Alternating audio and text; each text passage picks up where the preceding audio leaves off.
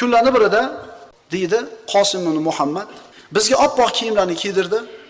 So'ngra meni bir tizzasiga, singlimni esa ikkinchi tizzasiga o'tkazdi.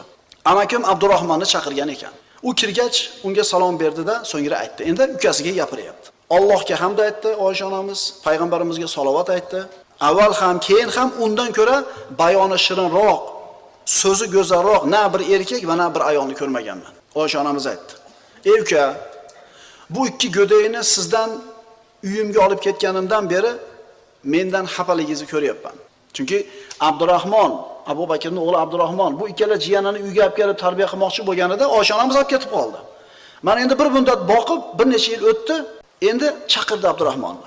Vallohi men haddimdan oshganim uchun yo bularda haqqini ado qila olmaysiz deb yomon gumon qilganim uchun olib ketmovdim. Siz erkaksiz, ayollaringiz ko'p. Bu ikkala